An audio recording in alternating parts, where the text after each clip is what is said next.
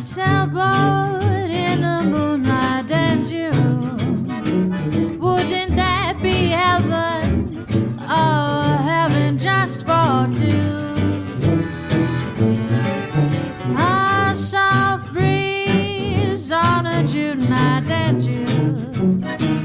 What a perfect setting for letting dreams come true.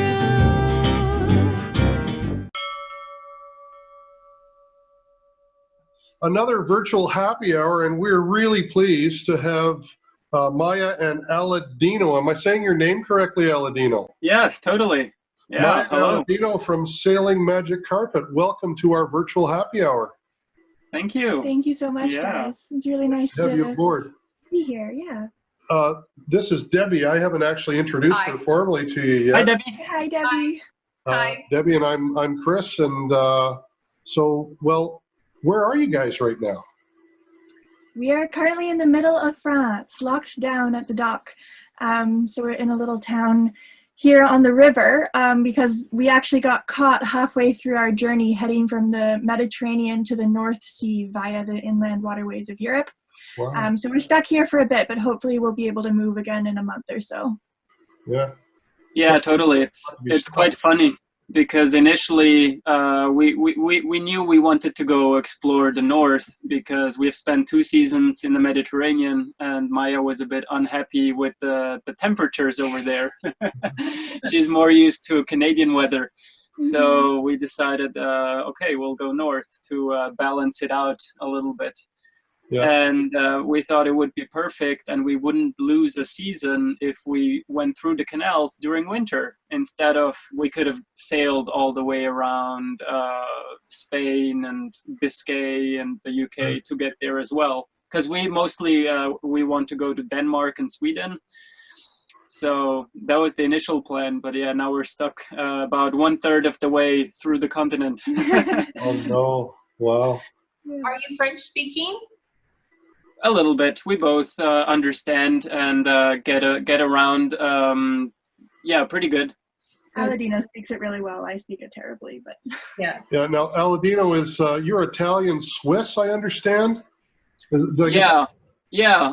Well, some think I'm from the Italian part of Switzerland, so that is not true. I was born in Italy, but never lived in Italy, and after traveling for a few years with my parents, that was their big passion, still is. I moved to Switzerland, and that's where I went to school, and that's where I lived the past 15 years. Yeah. So that's why I'm Swiss and Italian. Oh yeah. 50-50. Yeah. And Maya, you are from our home country. You're from Canada. yes, I'm fully Canadian. Are you also from the West Coast? No, we're not. We're actually from the middle. We're from Ontario. Oh, okay. Yeah. We live on Lake Ontario. So that's see. our boat is on Lake Ontario. Yeah. Nice. Yeah. I've actually never been out there. No. No. I really want to You see never get across. The Great Lakes are like, they're the size of, each one's the size of the Mediterranean. So you've got these massive freshwater, beautiful, clean waters, and you've got, hundreds of thousands of acres of sailing opportunity. And nice and cool, Maya. Yeah. I know, that sounds wonderful. Yeah, totally. Yeah, it sounds pretty cool. Yeah. So we're kind of plunked down in the middle. And is it easy to get connected to the ocean to get out? Yes, very much so. Yeah. Okay.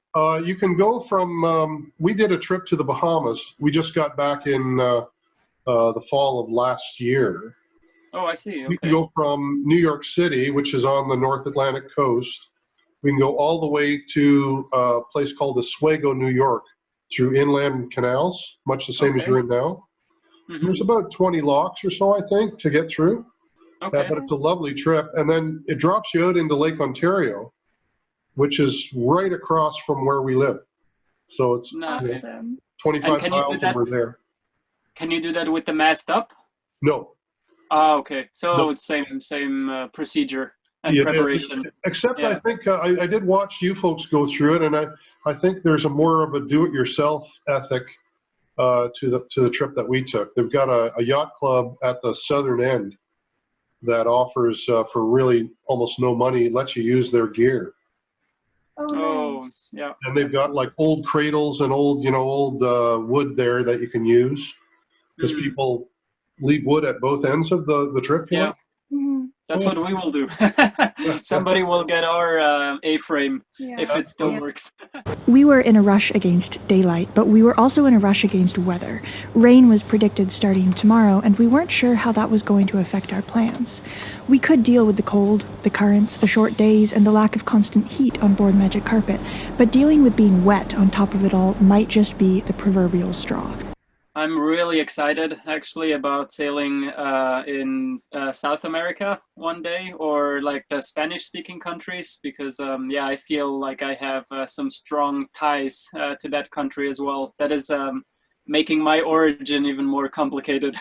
beautiful. Yeah. Yeah, but my mom actually was born in Peru, so we speak Spanish at home, and Wow. that's another reason why I would like to go back Mexico and Baja and sail Yeah. around those places. Yeah. I think Yeah. if you speak Spanish, it's such an advantage. Oh, It's absolutely. advantageous, yeah. Yeah. Hannah's done so well because she speaks Spanish and she Mm. meets the locals, and she really does prefer, I think, to hang around the locals. And she just does well and meets so many cool people, doesn't she? She does, yeah. Yeah. So Maya, a very similar story to you, that at 18 years old, somebody presented you with an offer. Can you tell us about that? Yeah, sure. So when I was 18, and well, actually going back a little bit before then, I had been dreaming about being a sailor for a really long time, but kind of thought that would be on hold until at least I finished university and figured my life out a little bit more. Sure. But when I was 18, I was in second year university, and I was just walking around the docks, which I did quite often, and there was this one boat there that really caught my eye. It was this really gorgeous old wooden boat. And I could tell she was in a little bit of disrepair, but not too bad. And there was a name in the window, which is pretty common practice. I don't know if it is where you are too, but at least on the West Coast, a lot of people will leave their contact info in the window of their boat, Sure, just yeah. in case something goes wrong. And so I just decided on a whim to send them an email and basically ask them what their plans were for the boat, because I could tell it was a bit neglected. And my idea was that maybe I could work out a deal where I try and restore the boat a little bit in exchange for being able to sail it. And they replied 5 days later, and the first line of the email was, "She's yours, you can have her for $1."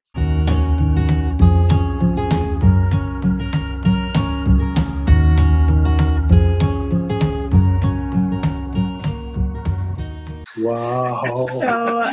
So that was a pretty life-changing email. Yeah. And yeah, Cheers lots to of that. stories ensued. Yeah. Cheers to Yeah, that. cheers. It's really I early forgot my in the morning coffee. here. Anyway, Yeah, the time difference, it's not quite happy hour Mm. over there. True. I also thought, oh, it's a bit early still here too. No. yeah. What kind of boat was it? It was a little 26-foot wooden boat. It was a full keel. The design name that the owners, the previous owners told me it was, after further research, it doesn't really seem to be that. So I'm not actually totally sure what the design is called. I would say it's a one-off. It might be a one-off. It was built on the coast of BC, yeah. You don't own her anymore. No. I sold her a little while after meeting Aladino and deciding that I wanted to sail together with him. Because when we met, we had 4 boats, the two of us together, and we decided this cannot continue like that. So Magic Carpet was still in the yard and not actually finished, but we decided Magic Carpet was going to be our home. So yeah, we had to sell the other boats. And So what were the other boats? I had a Jeannot Rush. That one is 31 feet. It's a pretty famous French racing boat from the 80s, designed by Ron Holland. Yeah, I know the boat. That was kind of my fun boat for the holidays, because I was always just working on boats and I never sailed them actually. And I was like, this has to stop. I need a boat that I can also have some fun adventures with. Yeah. But that is a whole story. I also got it pretty cheap. It's not as great of a story like Maya's $1 boat, but it's also a boat that I bought at an auction, and I've never done an auction before in my life, so it was a little bit of coincidence. Yeah, yeah. And the other boat was they're called H boat. I don't know if it translates to that in English as well, but they are Danish, if I'm not mistaken. I haven't. It's just a little lake boat, like a little fun, Yeah. Oh, fun yeah. boat Yeah. around, yeah. Yeah. Yeah. There's a big racing community because I believe it was one of the biggest class boats at one point, but that's also maybe in the 80s around there, not anymore. Surely there's a reason why waves and heartbeats are both so rhythmic, unceasing. So we go, and we set sail into the ocean and point our bow on a beam reach to the wind. Because why fight to go in any other direction than the one which makes us most happy?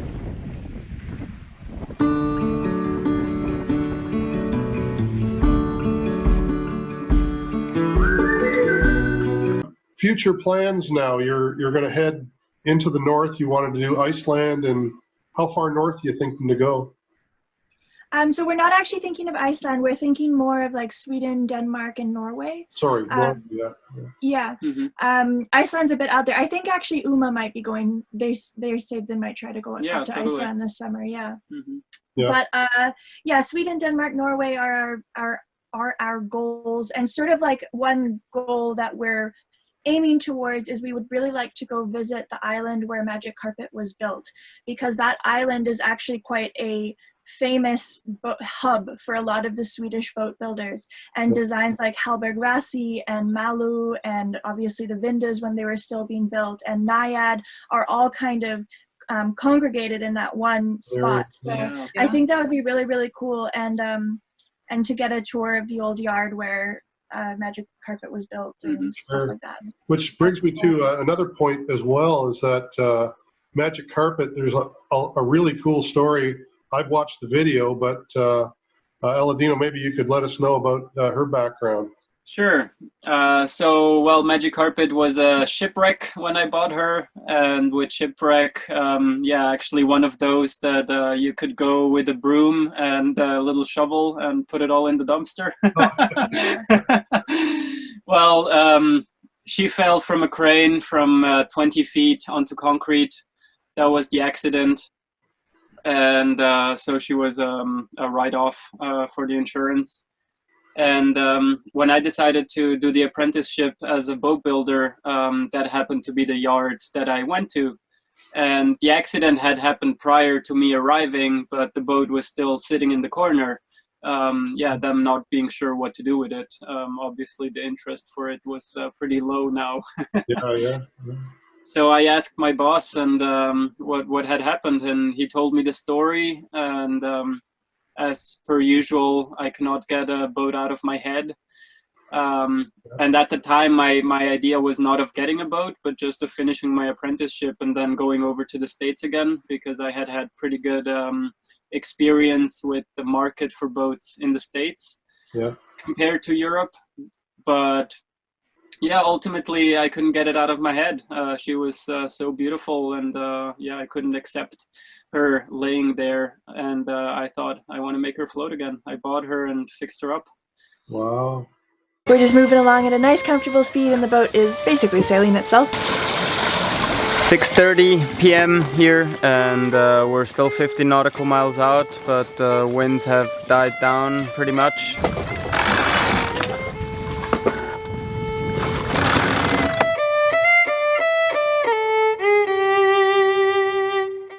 So where have you been? Like you got on the boat where, Maya, and when did you guys set off, or where from maybe? We set off from Switzerland about 2 years ago now. That's where the boat was, where Aladino did its big rebuild. And so we put it into the canal systems in Basel, Switzerland, and then we started heading down through all the canals through France until we hit the Mediterranean. And then we've spent the last 2 years sailing around the Mediterranean. We've stuck mostly to the Western Mediterranean because we do prefer to go, I think, really slowly and really see all the places that we visit. So We didn't do a giant tour, but we went all the way around Sardinia and all the way around Sicily, and we went over to the Balearic Islands and up to Barcelona and a bit of the French coast, and yeah, so a loop of the Western Mediterranean. Yeah. Wow. How did you two meet? If you're from Canada, that's Yeah. You tell it? Yeah, I was working on a tall ship. So just after I graduated university in Canada, I got a job on a tall ship in the Mediterranean, and I had 3 days notice to drop everything and fly to Italy. So I did that, and I arrived on this tall ship, and of course you're meeting lots of people as you're sailing around on the beaches and stuff, and one of those people I met was Aladino, and I met him only very, very, very briefly because I was working, like I had a schedule, and yeah, so I left, but we exchanged contact info, and I thought he was interesting because he was sailing his other boat, the Jean Rush that we mentioned earlier, Yeah. and being a boat owner myself, I knew how much effort that takes, especially when you're young and you don't have a lot of resources. So really all your resources have to be poured into that boat. Sure, yeah. And so I knew like the kind of passion it takes in order to do something like that. So I was interested in him, and then we just kept talking all summer. And Yeah. then what first was just short messages turned into, why don't we just have a phone call? And then the phone calls would be 1 hour every day for like more than a month. For like the whole summer until I Yeah. was done working on the ship, and then I went to visit him. Yeah, and then I was like, why don't you visit? Yeah. We cannot be on the phone for an hour every day. Yeah. Well, Maya, your father was a sailor too. Both Or my is a parents sailor. were, yeah. Hmm. Yeah. My parents actually met. They were working on a tall ship, and they sailed everywhere. They sailed around Cape Horn, and they sailed down to Australia, and I think they were on board the ship 7 years. Yeah, something like that. Yeah. So for quite a while. So that was part of the reason why I took the job on the tall ship, is I had grown up with all these stories from my parents of working as crew on one of these big old sailing ships, but had never actually sailed with them, except for when my dad came out on the boat that I owned. Yeah. So I thought it was this cool opportunity to just sort of learn more about what my parents did before I was born. And the really funny part actually was my mom was 20 when she joined the tall ship and met my dad, and I was 20 when I got the job on the tall ship. And so before I left, my mom said, oh my gosh, like you're gonna go work on this tall ship and you're gonna meet your future husband. And at the time I was so mad because I was like just graduated on this super independent streak. I was like, absolutely no way. I'm never even getting married anyway. And then of course I met my husband. And so then, the funny thing, when we went back to Canada, I went with her, and so she brought a little souvenir. Yeah. Our usual rhythm ever since our guests have left has been video editing and boat work in the afternoon, followed by land excursions in the evening. I just opened the engine compartment to do a little bit of general maintenance, check the oil, and look what I found. So before you bought your boat, you had never sailed before?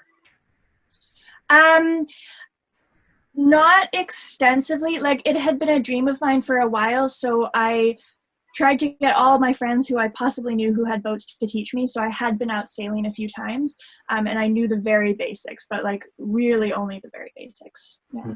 So when your father went out with you on your new boat that you got, that was basically the first time you had sailed your own boat by yourself, or you? Yeah. That was, I mean, yeah, the first, I wasn't by myself because he was there, but yeah, I mean, I had pretty limited sailing experience. I had probably sailed maybe like 20 times or something before I got my own boat. So it wasn't a lot. Yeah. You know, sailing, I've said this before, sailing is like a life metaphor, you know? It's such a good thing for young people to take part in. There's so much growth that can happen within the confines of a boat. Totally. Completely. Anywhere else, you know? Yeah, I completely agree. Yeah. That's why we love it so much. I guess so. So now your motto, I guess, is sailing around the world slowly. As slowly as possible. Slowly as Yes. possible. That's what you say. Yeah. So obviously going around the world, you must have thought of a route that you want to take. What sort of No. Well, that's the thing. How I would explain it is, our goal is not actually to sail around the world. Yeah. Our goal is to live on a sailboat and travel on a sailboat. And we have little plans. We hop from one country to the next without really knowing which one that is. Wonderful. You get to know that best by talking to people and getting recommendations. Yeah. But eventually, just going step by step, we might sail around the world. So that is a good thing that also happens with it, but that's like not the goal. Yeah, the goal is really just like to live on the boat, to see as much as possible. And when we were traveling, like in the first year that we knew each other, in a car, and we met this couple who had spent 22 years sailing around the world. They circumnavigated once, and they spent 22 years doing it, and they saw everything along the way, and they stopped and they worked in some places, and they lived like locals in other places. And that's what I love. Yeah, that was pretty inspiring to us. Yeah. Yeah, that's a great way to live.